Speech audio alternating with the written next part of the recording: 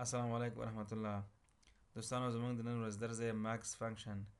ماکس چې د ماکسیمم مخفف دی او د مایکروسافت اکسل د فنکشنونو د جملې څخه یو فنکشن دی چې د سلونو څخه په قیمتونو کې یو لوړ قیمت پیدا کوي.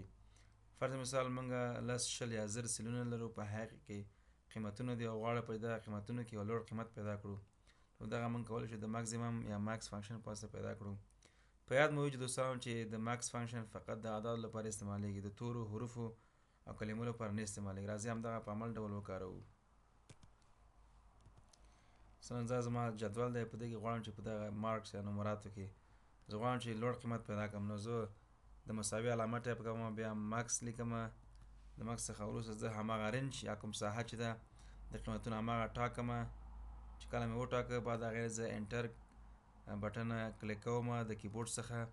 نو په دې ټولو کې چې د لوړ قیمت زما لپاره 100 دی، نو د ماکسیمم فنکشن لوړ قیمت یې موږ ته راوښودو یا ډسپلی کړه. دوستانو بل فنکشن دی دوستانو د میډین فنکشن. میډین فنکشن دا هم د مایکروسافت اکسل د فنکشنونو د جملې څخه یو فنکشن دی چې په سلونو کې د قیمتونو څخه منځنی قیمت پیدا کوي، یعنې هغه قیمت چې هغه منځنی حالت ولري هغه قیمت موږ ته ښیي. راځئ همدغه په عمل ډول ګورو.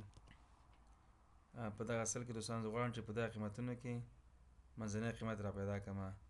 نو زه د مساوي علامه لیکم، بیا میډین لیکم او بیا خپل هماغه رنج یا ساحه ټاکم او بعد هغې نه انټر، چې په دې کې چې دی 88 دا دوستانو چې دی میډین یا منځنی قیمت دی. دوستانو میډین فنکشن څنګه کار کوي؟ یعنې که چېرې تاسو ته وګورئ چې دلته 88 لیکل شوي دي، خو که چېرې په دغه سلونو کې تاسو وګورئ 88 نشته دی. نو میډین فنکشن داسې کار کوي دوستانو چې همدغه کوم سل یا رینج چې دی دا رااخلي دوستانو، او دا په ترتیب د کوچني څخه په ترتیب باندې په لوړ طرف ته ځي او ترتیبوي.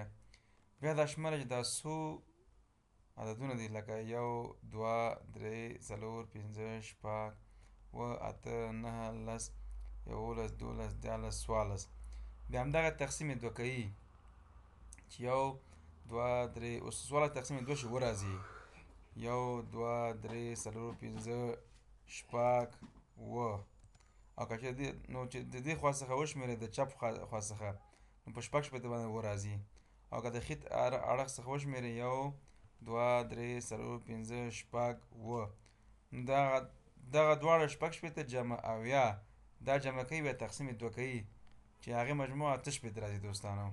نو دغه میډین فنکشن دغسې کار کوي.